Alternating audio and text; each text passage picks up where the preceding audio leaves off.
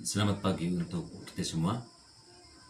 Sebelum memasuki materi yang akan dibahas, terlebih dahulu saya ingin memperkenalkan identitas. Nama lengkap Bonifasius Due. Saya sekarang menempuh pendidikan di S3IP Citra Bakti Ngada, semester 5, Fakultas Pendidikan Musik.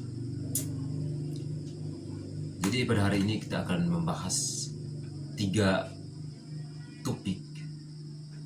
Yang pertama itu mengenai konsep media pembelajaran. Yang kedua, landasan dan prinsip penggunaan media pembelajaran. Dan yang ketiga, manfaat media pembelajaran. Jadi kita yang pertama yaitu mengenai konsep media pembelajaran. Dalam konsep media pembelajaran ada 2 sub yang akan kita bahas pada hari ini. Sub yang pertama yaitu mengenai pengertian media pembelajaran. Dan yang kedua, posisi serta fungsi media pembelajaran. Pengertian media pembelajaran. Media adalah segala bentuk atau saluran yang digunakan orang untuk menyalurkan pesan atau informasi. Kata segala memberikan makna bahwa yang disebut media itu tidak terbatas pada jenis media itu sendiri yang dirancang.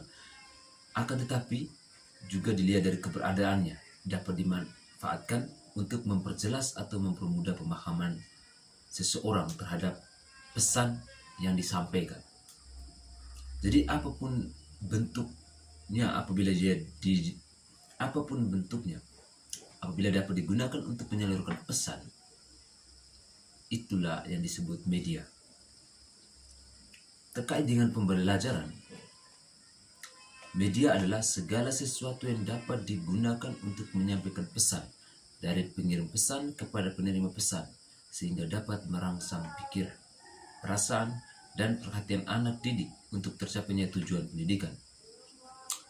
Ada 3 tokoh yang sama-sama mendefinisikan media. Yang pertama, Hennig, kedua Mollenda dan Russell. Mereka mendefinisikan media itu sebagai alat saluran komunikasi. Istilah media itu sendiri berasal dari bahasa Latin dan merupakan bentuk jamak dari kata medium yang secara harfiah berarti perantara, yaitu perantara sumber pesan dengan penerima pesan. Dalam proses pembelajaran yang namanya proses komunikasi. Dalam proses komunikasi tersebut, guru bertindak sebagai komunikator atau pembawa pesan. Sedangkan murid atau siswa sebagai komunikan, mereka itu berperan sebagai penerima pesan. Agar pesan pendidikan yang disampaikan guru dapat diterima dengan baik oleh siswa, maka dalam proses komunikasi pendidikan tersebut diperlukan wahana penyaluran pesan. Wahana tersebut adalah media. Media yang digunakan untuk menyampaikan pesan. Sehingga dalam proses pembelajaran itu berjalan enak, komunikasinya antara guru dengan murid itu berjalan secara optimal. Jadi itu tadi adalah pengertian media terkait dengan pembelajaran. Sekarang kita berbicara tentang media pembelajaran itu sendiri. Apa pengertiannya? Jadi media pembelajaran adalah segala sesuatu yang digunakan atau disediakan oleh guru, di mana penggunaannya diintegrasikan ke dalam tujuan dan isi pembelajaran, sehingga dapat membantu meningkatkan kualitas kegiatan pembelajaran serta mencapai kompetensi pembelajaran. Di sini saya bisa ambil contoh bahwa media itu, ketika kita memilih media itu bukan hanya sebagai selingan semata, namun ketika kita memilih media itu ada tujuan yang tertentu. Misalkan kita ambil contoh buku, kemudian gambar-gambar, dan yang lain yang bisa digunakan untuk menyampaikan pesan kepada siswa. Sehingga apa yang disampaikan oleh guru itu dapat merangsang pikiran siswa, perasaan, minat, dan perhatian anak didik ketika mengikuti kegiatan pembelajaran. Sub yang kedua itu posisi media pembelajaran. Proses pembelajaran merupakan proses komunikasi dan berlangsung dalam satu sistem. Maka media pembelajaran menempati posisi yang cukup penting sebagai salah satu komponen sistem pembelajaran. Jadi tanpa media, komunikasi tidak akan berjalan, dan proses pembelajaran sebagai proses komunikasi tidak akan berlangsung secara optimal.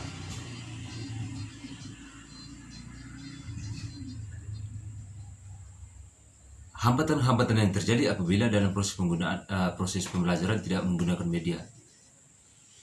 Yang pertama itu verbalisme, artinya siswa dapat menyebutkan kata tetapi tidak mengeluarkan artinya. Hal ini disebabkan karena guru hanya mengajarnya dengan menggunakan metode ceramah. Yang kedua, salah tafsir, artinya istilah atau kata yang sama diartikan berbeda oleh siswa. Hal ini terjadi karena guru hanya menjelaskan secara lisan dengan tanpa menggunakan media pembelajaran, misalnya gambar, bagan, media, dan model, dan sebagainya. Ketiga, perhatian tidak berpusat. Hal ini dapat terjadi karena beberapa hal, antara lain gangguan fisik, ada hal-hal yang lebih menarik mempengaruhi perhatian siswa. Disebabkan karena yang pertama itu siswa melamun, yang kedua cara mengajar guru membosankan, lalu cara menyajikan bahan pelajaran tanpa variasi.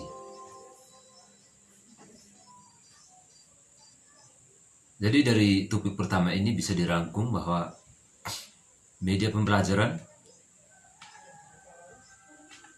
pada dasarnya adalah alat bantu penyampaian pesan dari komunikator atau guru kepada komunikan peserta didik. Apabila media pembelajaran dapat dikembangkan secara baik, maka tujuan pembelajaran yang diharapkan dapat tercapai secara efektif dan efisien.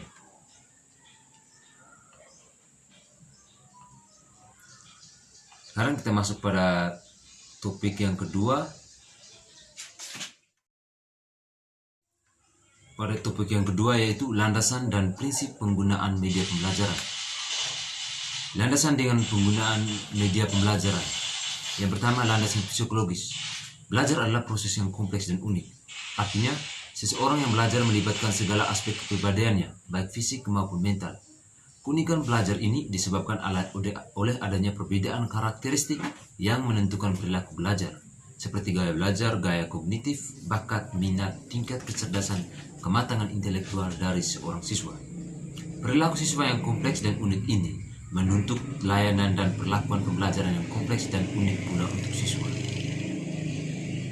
Poin yang kedua itu landasan teknologi. Sasaran dari teknologi pembelajaran adalah memudahkan belajar siswa. Sehingga teknologi di bidang pembelajaran mengembangkan media pembelajaran untuk memenuhi kebutuhan setiap siswa sesuai dengan karakteristiknya. Yang poin yang ketiga, landasan empirik. Berbagai temuan penelitian menunjukkan bahwa ada interaksi antara pengguna media pembelajaran dan karakteristik siswa. Dalam menentukan hasil belajar berdasarkan landasan empiris, pemilihan media pembelajaran hendaknya jangan atas dasar kemauan guru, tetapi harus mempertimbangkan kesesuaian antara karakteristik pembelajar, karakteristik pengajar, pelajaran, dan media itu sendiri. Poin yang keempat, landasan filosofis. Ada pandangan bahan dengan digunakannya berbagai jenis media hasil teknologi yang baru di dalam kelas akan berakibat proses pembelajaran yang kurang manusiawi atau menyebabkan dehumanisasi. Pandangan semacam ini sepatutnya tidak perlu diperdebatkan. Yang terpenting adalah bagaimana pandangan guru terhadap siswa dalam proses pembelajaran yang dilakukan akan tetap menggunakan pendekatan humanis meskipun proses pembelajaran menggunakan media teknologi.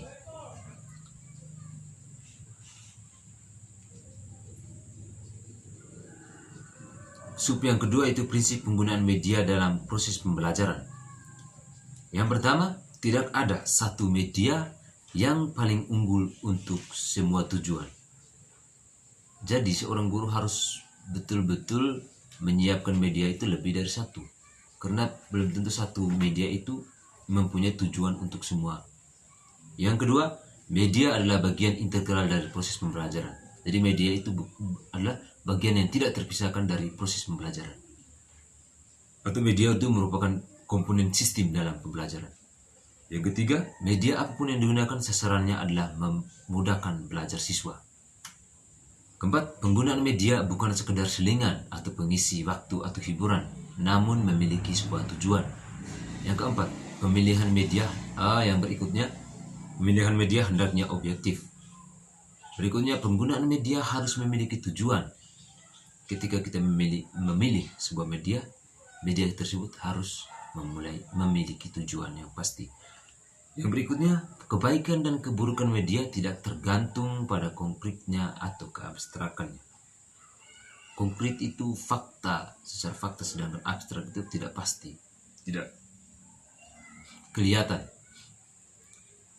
Sub yang berikut yaitu peringkat media. Perangkat media terdiri atas 4. Yang pertama, material atau bahan media.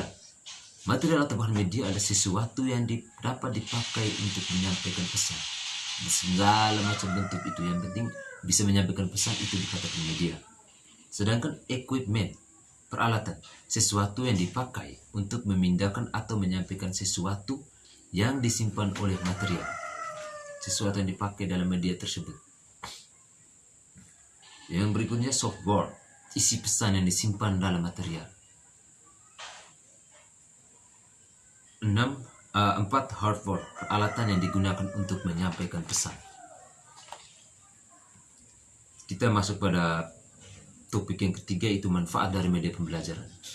Yang pertama, media pembelajaran dapat mengatasi keterbatasan pengalaman yang dimiliki oleh para siswa.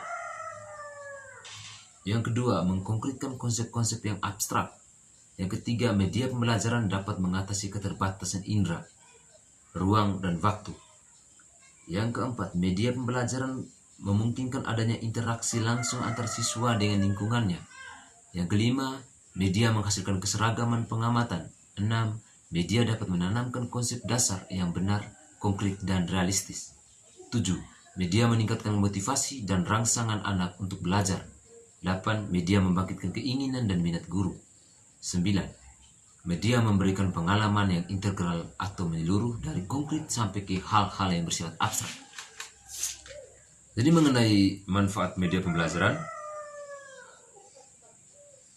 ada beberapa ahli yang mengemukakan pendapatnya tentang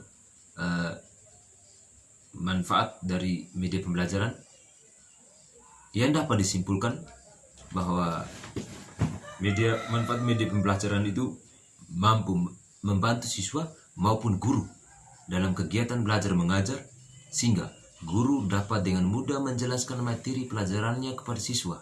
Begitu pula dengan siswa, mereka akan lebih mudah memahami materi pelajaran. Terima kasih untuk waktu dan kesempatannya.